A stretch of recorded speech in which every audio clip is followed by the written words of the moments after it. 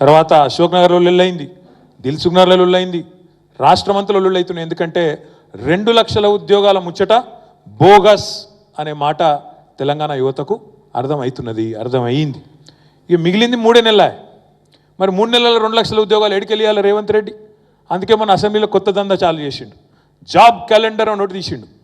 మేము పరిశాన్ అవుతాం. జాబ్ క్యాలెండర్ అంటే మరి 2 లక్షల ఉద్యోగాల సంగతి ఏంది అంటే ఆయనతో బట్టిగారు లేచిండ్రు, ఏదో చదివిండు, అవతల పడ్డాడు. తర్వాత మేము చూసినాం ఏందా ఈ జాబ్ క్యాలెండర్ అంటే.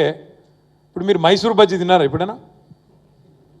మైసూరు బజ్జీల మైసూరుండు ఎంత వాస్తవమో, నేతి బీరకాయల నెయ్యుండు ఎంత వాస్తవమో, ఓ జాబ్ క్యాలెండర్ల జాబులు కూడా అంతే వాస్తవం. అలా జాబే లేదు. అది జాబ్ క్యాలెండర్ కానీ కాదు, జాబ్ లెస్ క్యాలెండర్ అది.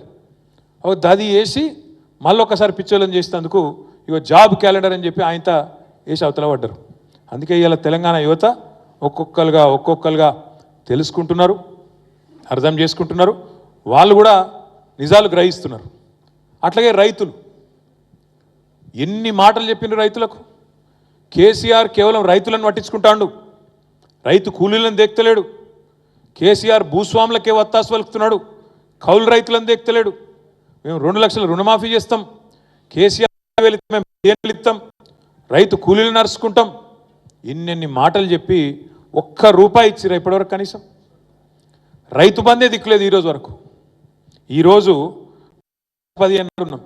అదే కేసీఆర్ ప్రభుత్వం ఉన్నప్పుడు టెన్షన్గా జూలై నెలలో నాట్లు పడే టైం వరకు 7,600 కోట్లు టింగు టింగు టింగు మన ఫోన్ మోగుతుండే, 7,600 కోట్లు ఖాతాలో పడుతుండే.